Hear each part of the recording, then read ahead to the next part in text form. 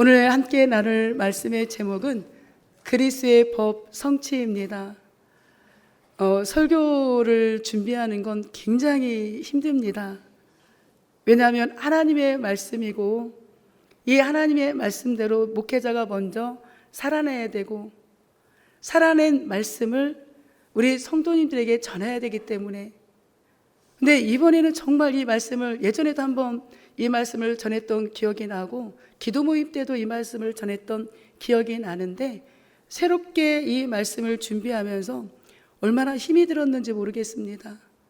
왜냐하면 내 자신이 과연 이렇게 살고 있는가, 그렇게 산다라고 자부했지만 그렇게 살지 못한 내 모습이 보이기 때문에 하나님 앞에 너무나 부끄러웠고, 이게 스트레스가 굉장히 많았나 봐요. 오늘 새벽녘에 갔다 와서도 이 설교를 묵상하는데 유경련이 일어납니다. 너무나 스트레스를 받았던 것 같아요. 이 말씀을, 그래서 말씀을, 그게 아니라 그만큼 이 말씀을 전하는 것이 얼마나 중요하고, 내가 오늘 또 이 말씀을 선포했다라면 이 말씀대로 무슨 일이 있어도 살아가야 되는 게 목회자로서의 자질이기 때문에, 우리 사랑하는 성도님들, 법은 지켜야 되는 거잖아요. 오늘 우리가 이 하나님의 말씀을 정말 지키고 살아서 하나님의 그 거룩하신 뜻을 마음껏 선포하며 살아가는 우리의 모습이기를 소망합니다. 우리 한 번씩 다들 받아보셨지요? 제일 아까운 게 이 속도 위반, 교통질서를 지키지 않았을 때 날라오는 범칙금, 이 돈 내는 것처럼 아까운 건 없습니다. 뭐 4만 원이면 그나마 마음이 덜 아픈데 뭐 7만 원 그렇게 나오면, 근데 한 번만 나오는 것도 아니고 한 번 왔는데 그 다음 달에 또 나온다.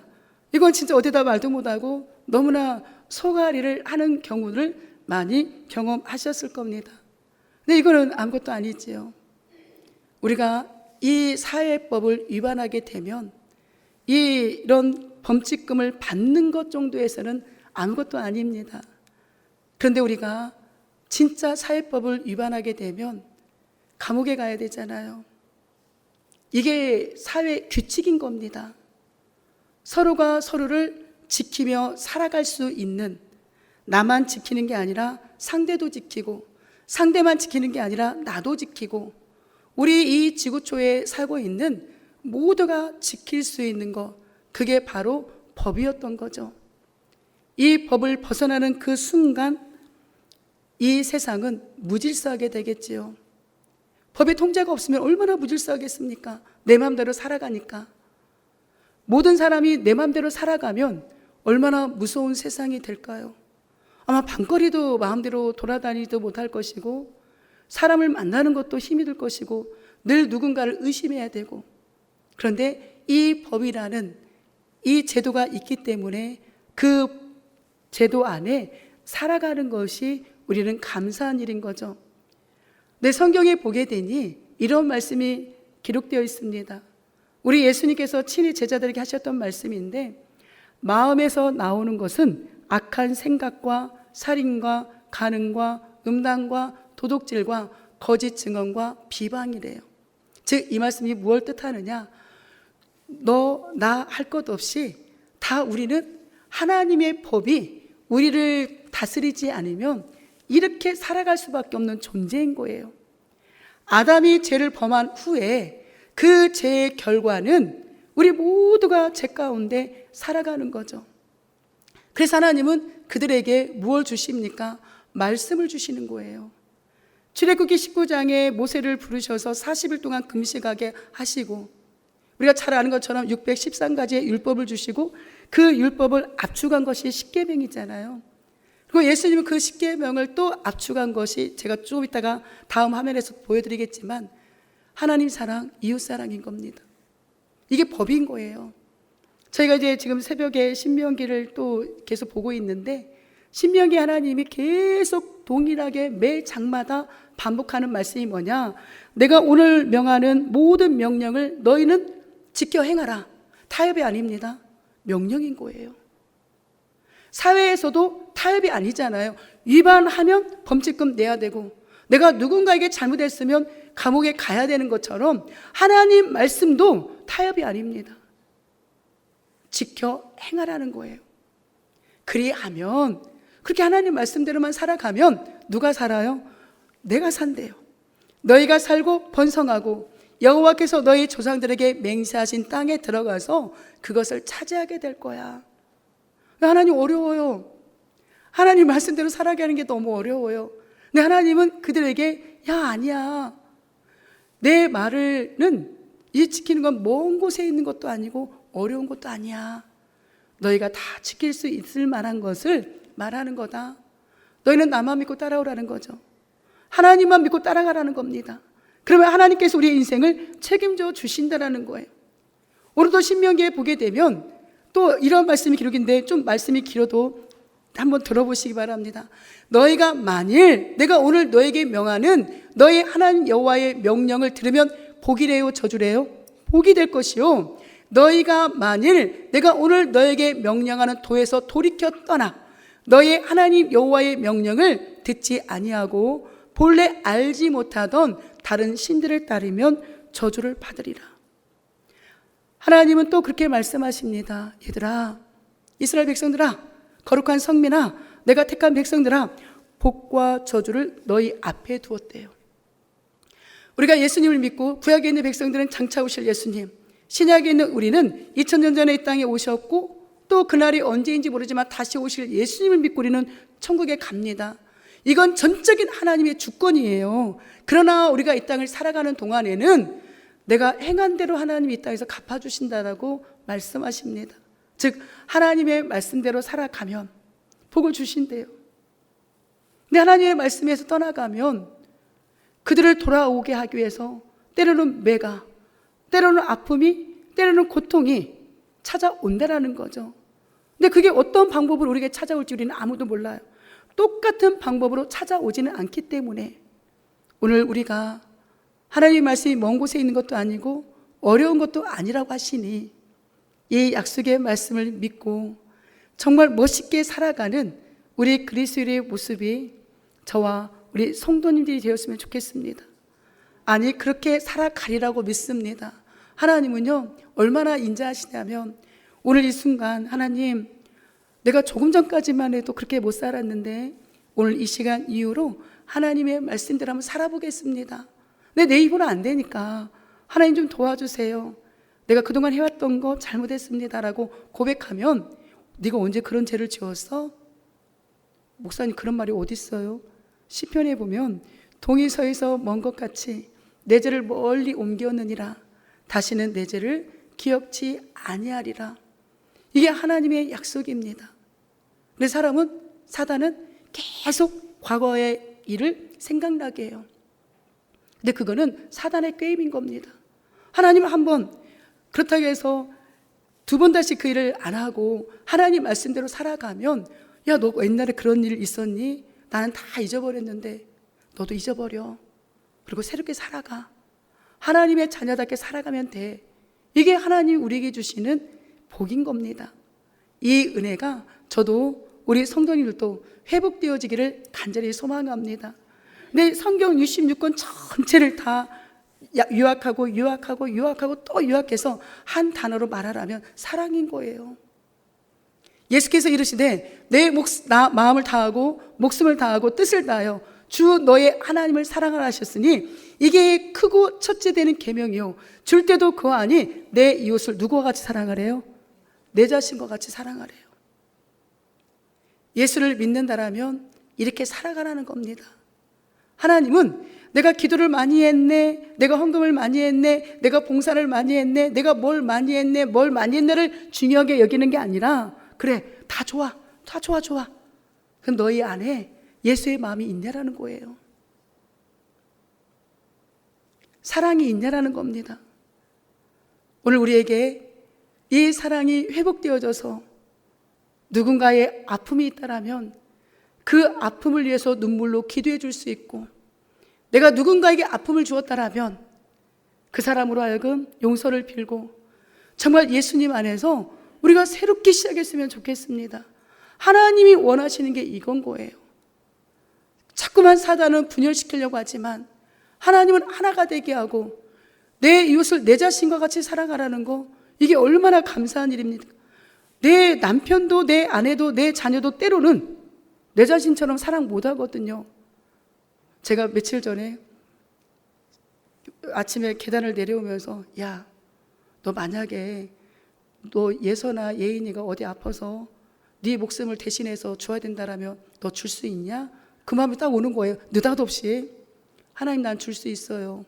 그런데 너 목숨은 줄 수 있지만 제 마음에 떠오른 생각입니다. 그 아이의 죄 문제까지 네가 해결할 수 있니? 그건 못하지요. 제가 왜 이 말씀을 하는 거 알겠죠? 사랑은 내가 내 자녀를 위해서, 내 가족을 위해서 내 목숨을 줄 수는 있습니다.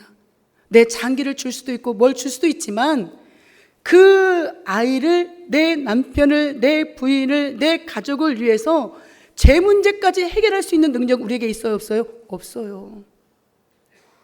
그 사랑은 예수님께만 있는 겁니다. 그래서 우리가 예수님을 믿는 게 이렇게 좋은 거예요. 그러니 그 예수의 사랑이 회복되어지면 이까짓 것, 이 땅의 삶, 얼마나 감사할 일이 많은데, 얼마나 웃을 일이 많은데, 얼마나 행복한 일이 많은데, 오늘 우리의 삶을 보면, 우리의 24시간을 보면 내가 어떻게 살아가고 있는가, 그게 내 지금 현재 믿음인 거예요. 다른 사람이 내 믿음 판단 안 해도 내 양심이 내 믿음을 점검할 수 있는 거죠. 진짜 믿음은 하나님 말씀대로 살아가는 거예요. 항상 기뻐하면 기뻐하며 살아가는 게 믿음이에요. 기도하라고 하면 기도하는 게 믿음이에요. 감사하라고 하면 감사하는 게 믿음이라니까요. 근데 우리는 내가 뭔가를 눈에 보이는 행동을 해야 그게 믿음이라고 생각하는데 그게 아니라는 거죠. 그건 당연한 성도의 의무인 겁니다. 오늘 저도, 우리 사랑하는 성도님들도 예수님을 나의 구세주로 믿고 고백한다라면 이 사랑이 회복되어지기를, 이 용서가 회복되어지기를, 안아줌이 회복되어지기를 주님의 이름으로 축복합니다. 우리 갈라디아서를 보게 되면 율법과 복음이에요. 한마디로 이야기하면 율법과 복음. 아니, 유대인이었다가 예수님을 믿었던 그 개종한 유대인들이 아직도 이상한 복음을 전합니다. 율법적인 사고관을 가지고 전해요. 그러니까 갈라디아서 1장을 보게 되면 사도 바울 목사님이, 야, 아니야, 다른 복음 전하면 죽는다. 우리의 복음의 근원은 오직 예수다, 믿음이다. 율법으로 구원받는 게 아니라 믿음으로 구원을 받는데, 그 믿음으로 구원을 받은 자는 당연히 말씀을 지키고 살아가야 되는 건 의무인 거다. 그 순서가 바뀌었고, 그 율법이 우리를 절대 구원시킬 수 없다. 우리 하나님의 약속의 자녀들은 나를 위해 십자가에 죽으시고 부활하신 예수, 그 예수를 믿는 것이 진짜 믿음인 거다. 그게 구원이다. 그리고 그렇게 예수님을 믿는 자는 성령의 열매가 나타나야 된다. 성령의 9가지 열매, 사랑, 희락, 화평 쭉 나오잖아요. 그리고 마지막에 절제가 나옵니다. 왜 사랑으로 시작해서 절제로 나올까요? 내가 아무리 어떤 은사들이 나에게 나타난다 할지라도 때로는 상대를 위해서 절제할 수 있는 것, 상대를 배려할 수 있는 것, 이게 우리의 신앙의 모습이 돼야 되고, 이게 바로 예수님을 닮은 저와 우리 성도님들의 신앙의 고백이 돼야 돼요. 그리고 다 좀 이야기하고, 이 갈라디아 6장 마무리에 사도 바울 목사님이 멋있는 이야기를 합니다. 나는 내 몸에 예수님의 흔적을 가졌다고. 이게 갈라디아서의 마침표예요. 율법적인 사고가 아니라 주님의 은혜를 만나고 보니까 내 안에 누구의 흔적? 예수님의 흔적이 있습니다 라고 고백합니다. 그리고 우리가 매주 광고 시간마다 고백하는 갈라디아서 2장 20절 한마디로 이야기하면 나는 죽고 내 안에 계신 예수로만 사는 거, 이게 진짜 믿음인 것을, 이게 진짜 복음의 사람인 것을 사도 바울 목사님이 강력하게 외치고 있는 거죠. 우리도 그렇게 외쳤으면 좋겠습니다. 그리고 갈라디아서 1장 10절에 이 고백을 사도 바울 목사님이 하시죠.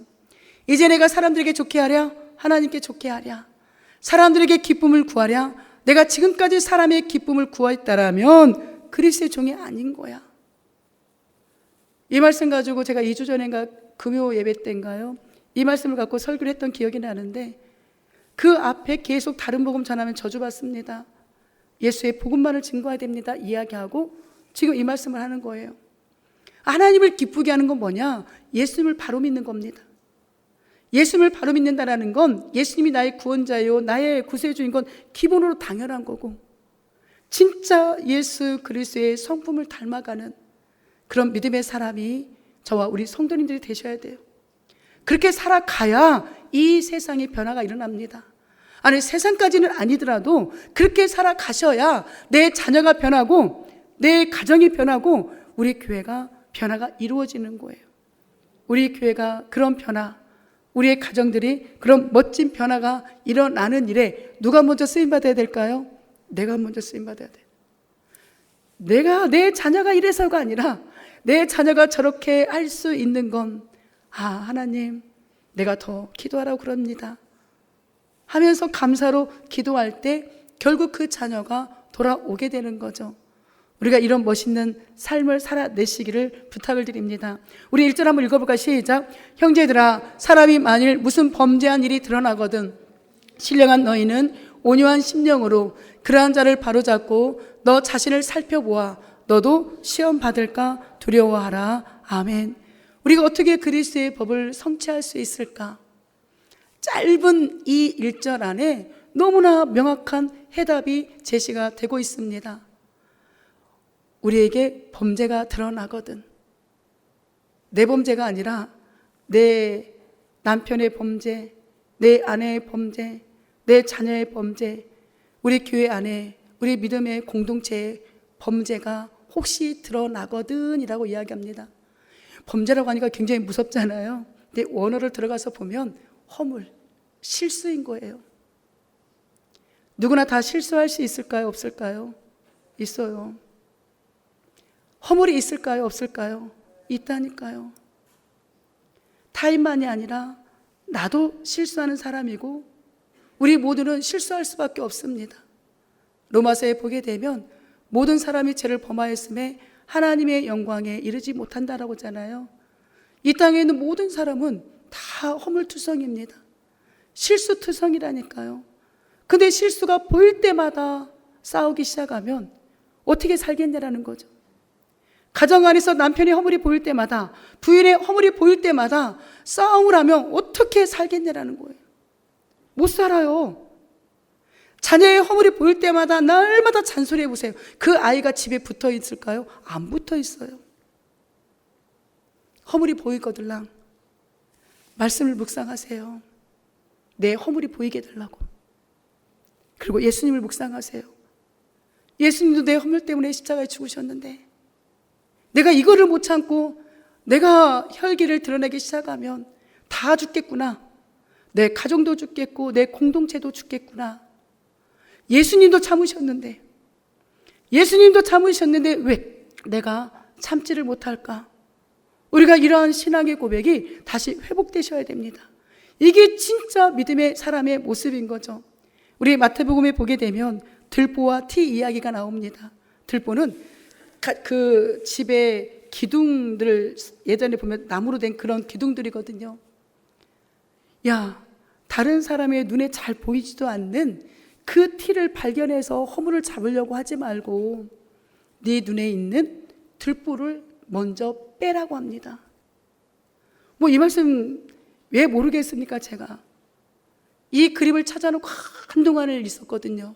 설교 준비를 하다가 내 들보가 무엇인가, 얼마나 많이 있습니까? 하나님이 만약에 내 들보를 다 드러냈다라면 저 이 자리에 못 있거든요. 내 들보를 찾기 시작하니까 한이 없습니다. 끝이 없는 거예요. 사랑하는 성도 여러분, 남의 티를 찾지 마시고 누구의 들보? 내 들보를 찾으시오. 죄송합니다. 찾으시오. 무슨 사극을 보는 것 같네요. 찾으세요. 그러면 다 해결이 돼요. 죽고 사는 문제 아니잖아요. 죽고 사는 문제 아니면 용서하세요, 그냥. 그리고 또 그가 실수하거들랑 이런 것 때문에 내 마음이 아팠어요. 이렇게 안 하셨으면 좋겠습니다. 라고 인격적인 대화가 이루어져야 돼요. 그게 가정이 사는 길이에요. 교회가 사는 길이라니까요. 근데 이 들보는 놔두고 티를 가지고 싸우기 시작하면 그 사람의 눈을 휘집어야 되잖아요. 그 사람의 눈을 휘집으면 그 사람은 가만히 있겠습니까? 내 눈을 다 휘집지. 그러면 그 사람의 티를 발견하다가 내 들보가 다 드러나는 거예요. 우리가 이런 어리석음에 속지 마시고 감사하시고 기도해 주시고 안아주는 그런 신앙인이 되었으면 좋겠습니다. 우리 또 요한복음 8장에 보게 되면 유대인들이 신이 났습니다. 가늠하다가 현장에서 붙잡힌 여인을 끌고 왔어요. 그냥 데려왔겠습니까? 다 돌을 들고 왔어요. 너는 죽었다 오늘. 왜냐하면 레에게 보게 되면 가늠하다 현장에서 잡히면 그 자리에 돌로 쳐 죽이라는 게 법이거든요. 예수님께 왔습니다. 예수님, 이 여자가 가늠하다가 들켰는데 이 여자 어떻게 처리하실 겁니까? 만약에 예수님이 야 돌로 쳐 죽여, 그러면 예수님은 아니요, 언제는 사랑하라며, 원수까지 사랑하라며. 예수님은 사랑이 거짓말이었네? 그렇게 되는 거예요. 야 사랑해, 그러면 뭐야? 하나님의 선지자라며, 하나님의 아들이라며. 그럼 구약에는 가늠하다 현장에서 잡힌 여자가 있으면 돌로 쳐 죽이라고 했는데 말씀을 어기네? 이렇게 대답해도 저렇게 대답해도 예수님은 이들의 그 괴락에 빠질 수밖에 없는 상황이에요. 근데 예수님이 그렇게 말씀하십니다. 땅에다가 뭐라고 기록을 해요. 근데 뭐라고 기록했다는 우리 성경에서 말씀하시지 않으니까 찾지 마세요. 이단들은 그거 찾아내요. 말도 안 되는 걸 찾아내서 말아. 근데 하나님 성경이 감추고 있는 건 찾을 필요가 없는 거예요. 그게 중요하지 않으니까. 중요한 건 뭐냐면 야 너희 중에 죄 없는 자가 먼저 돌로 쳐. 그러면 끝. 설마 예수님의 입에서 그 말씀이 나올 거라고 누구도 생각을 못 했던 거예요. 그러니까 하나 둘씩 돌을 들고 있던 사람들이 그 돌을 땅에 내려놓고 다 사라집니다. 그리고 예수님이 이 여인에게 가라. 그리고 이제는 이런 죄 짓지 마. 이게 예수님의 사랑, 예수님의 용서였다니까요. 죽고 살 일 아니면 사랑으로 감싸주세요. 그게 누가 사는 길이냐? 제가 사는 길이에요. 제가 산다 해서 김순수 목사가 사는 길이래, 이게 아니에요. 자, 누가? 내 자신이 사는 길입니다. 그게 멋있는 하나님의 말씀, 법은 하나님의 말씀이거든요. 그 법을 성취하는 방법인 거예요. 또 성취하는 방법에 있어서 이 사도 바울 목사님이 그 성도님들에게 그렇게 표현합니다. 신령한 너희는 이라고 이야기해요. 갈라디아서 5장 16절에는 너희는 성령을 따라 행하라라고 나오거든요. 어찌 우리가 신령할 수가 있겠습니까? 내가 아무리 신령하려고 해도 나는 신령할 수 없는 존재거든요. 겉으로 드러나지 않았지만 내 안에 얼마나 처음에 말씀을 드렸던 것처럼 악한 생각, 악한 음란, 각종 더러운 것들이 내 안에 얼마나 쌓여 있는데 어찌 내가 신령할 수가 있겠냐라는 거예요. 그런데 신령한 방법, 그거는 성령님을 의지하는 거예요. 내 안에 내주하시는 성령께 하나님, 이 마음이 나를 자꾸만 힘들게 합니다. 이런 욕구가 나에게 자꾸 삐져나옵니다. 이런 잘못된 어그러진 마음이 나를 힘들게 합니다. 내 힘으로 할 수 없으니 내 마음 가라앉혀 주세요. 이렇게 성령님을 의지하여 예수 이름으로 기도하는 사람, 그 예수님을 믿는 것 때문에 우리가 신령한 사람이라는 거죠. 절대 내 공로가 아니라는 거예요. 그리고 신령한 너희가 온유한 심령으로 라고 이야기합니다. 이 온유라는 마음은 예수님이 먼저 말씀하셨거든요. 나는 마음이 온유하고 라고 이야기해요. 너의 멍에를 내게 맡겨. 너에게 힘이 얻을 거야. 이 말씀을 마태복음 11장에 하거든요. 즉 온유한 심령은 예수님의 마음인 거예요. 남의 허물을 넓은 마음으로 감싸줄 수 있는 예수님의 마음, 이게 우리에게 회복되어지기를 간절히 소망합니다. 혹여나 그런 일은 없겠지만 부부싸움을 하고 오셨던 분이 있다라면 꼭 오늘 외식을 하시면서라도 서로 사랑의 고백을 하고 사세요. 모두 사랑의 고백 마음껏 해주고 사세요. 내 옆에 있는 사람이 최고라니까요. 다른 사람이 최고가 아니라 내 옆에 있는 배우자가 최고예요. 내 옆에 있는 배우자도 사랑하지 못하면서 누가 누구를 사랑한다고 하겠습니까? 그리고 교회 안에 오셔서도 누가 외롭게 있는가, 누가 힘들게 있는가 찾아보셔서 손 한번 내밀어 주시고 그렇게 살아가세요. 이게 진짜 하나님의 말씀을 그대로 성취하는 믿음의 사람이라니까요.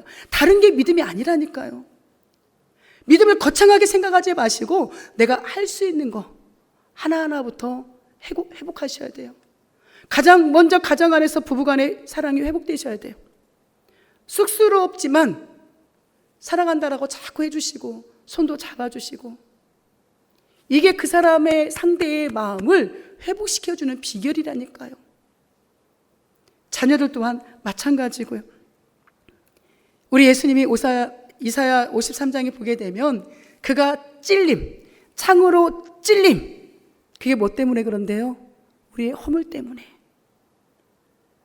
예수님은 내 허물을 용서해 주시려고 그 창에 찔리기까지 하셨는데, 예수님의 상함은 우리의 죄악 때문이라고 이야기하는데, 이 십자가를 지지 않아도 되는 예수님이 나 때문에 이 찔리시고 상함을 받았는데 우리는 무엇 때문에 용서하지 못하고 마음을 보글보글 하고 사시냐는 얘기예요. 또 이제 가셔서 그렇게 하면 안 됩니다. 누가 막 일렀지? 누가 일렀어? 나 몰라요. 근데 우리가 보통 살아가는 게 그렇다라는 거예요. 가정 안에서 살아가는 모습, 우리가 속해 있는 공동체 안에 살아가는 모습, 사람이 두세 사람만 모이면 남 흠잡고 헐뜯는 게 기본이니까, 그것 때문에 서로 상처받고 서로 치유받는데도 감싸줄 줄을 모르니까. 그런데 이제부터라도 그렇게 살아가신다라면 가정이 얼마나 행복할까요? 교회가 얼마나 행복할까요? 내가 속해 있는 직장이 얼마나 행복할까요? 우리 자녀들이 얼마나 행복할까요? 정말 자녀들이 밖에 나가서 혹여나 정말 못된 짓을 하고 와도 얘네가 돌아올 집이 있어야 되잖아요. 부모는 그 아이의 허물이 있다면 그 허물에 대해서 단호하게 잘못된 건 잘못됐다라고 이야기하고 그 아이를 감싸줄 수 있는 게 부모잖아요. 이 아이를 내치면 이 아이가 더 나쁜 길로 가지 않겠냐라는 거죠. 이거 절대 자랑 아닙니다. 우리 예서가 시험을 하더라고요. 할머니, 나 오늘 시험 봤는데 20점 맞았어. 뭐 순간 화가 싹 올라오는데, 아, 그럴 수도 있지. 뭐 20점, 야, 성적이 인생 다 아니야. 괜찮아.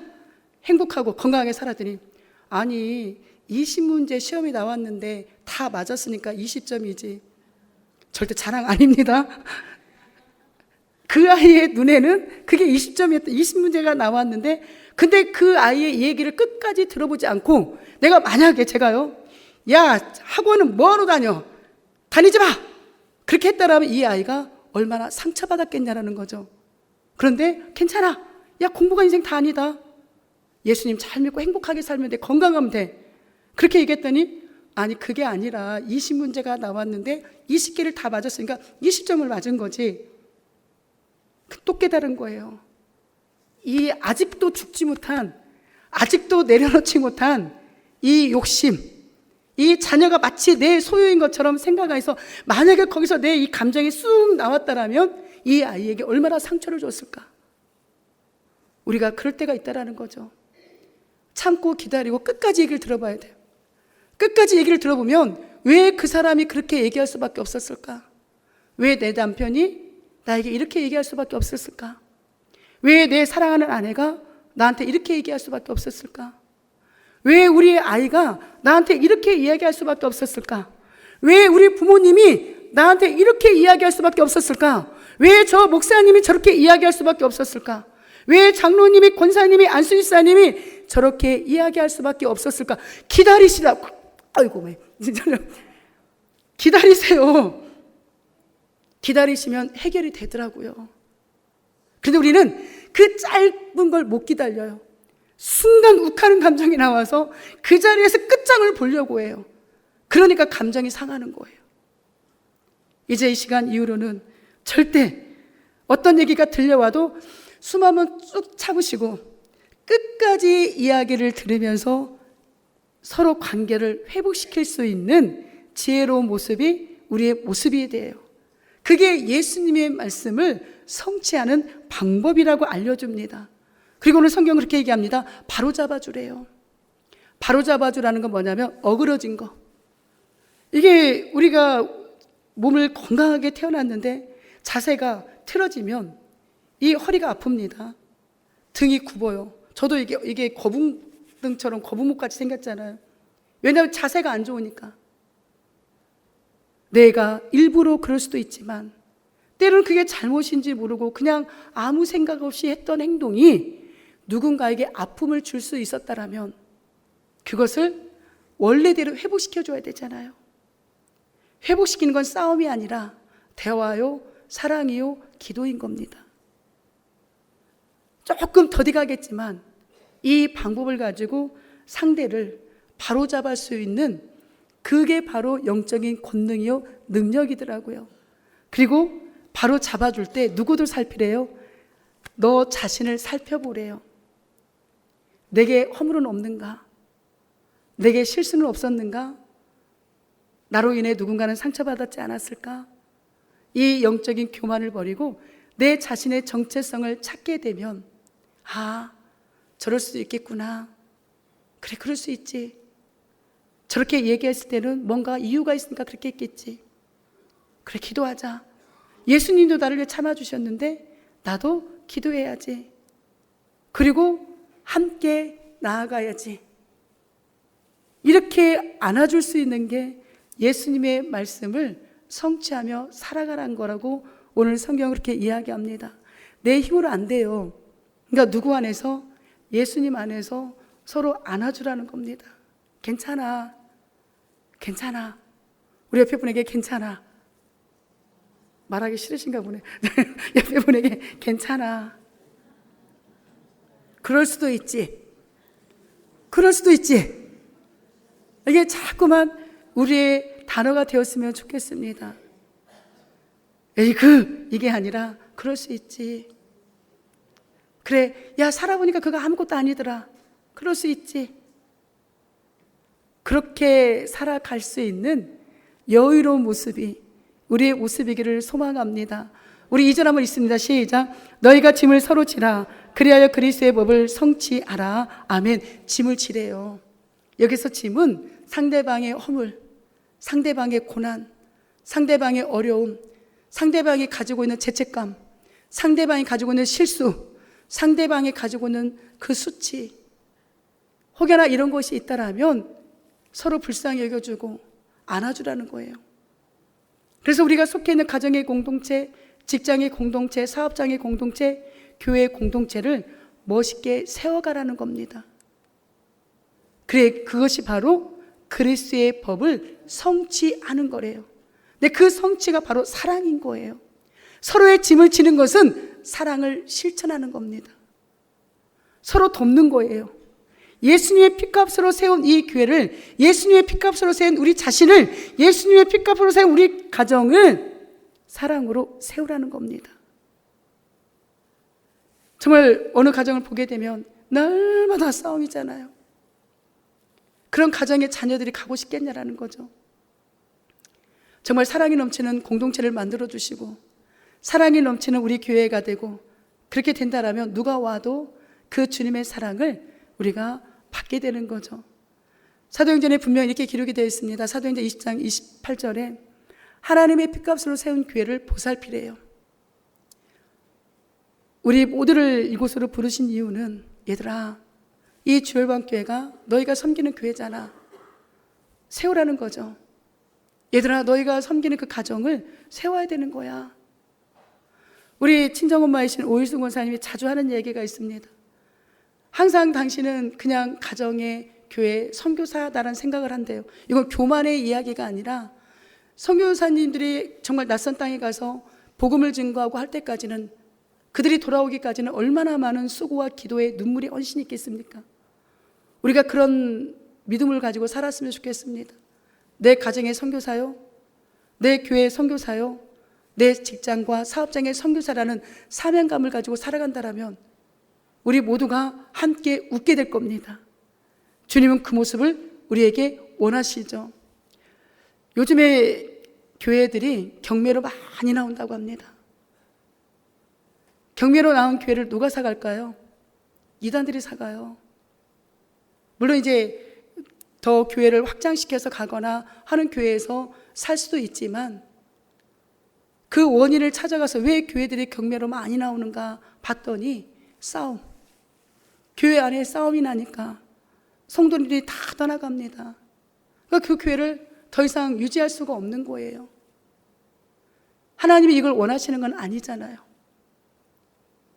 하나님이 지금 교회가 경매에 넘어가는 걸, 그래서 이단들이 사들이는 걸 원한 게 아닙니다. 하나님은, 예수님은 우리에게 사랑을 요구하시는 거예요. 그래서 할 수 있거든 너희로서는 모든 사람과 더불어 뭐 하래요? 화목하래요. 싸워라 분쟁하라가 아니라 화목하라는 게 하나님의 명령입니다. 교회가 든든히 세워져 가는 거, 이게 바로 우리 사명을 지키는 일이지요. 이 그림만 보고 말씀을 마칩니다. 우리 한국 교회사에도 항상 이제 신학생들이 가게 되면 뭐 세계사, 초대교회, 중세교회, 뭐 근대교회, 한국교회사까지 다 배우거든요.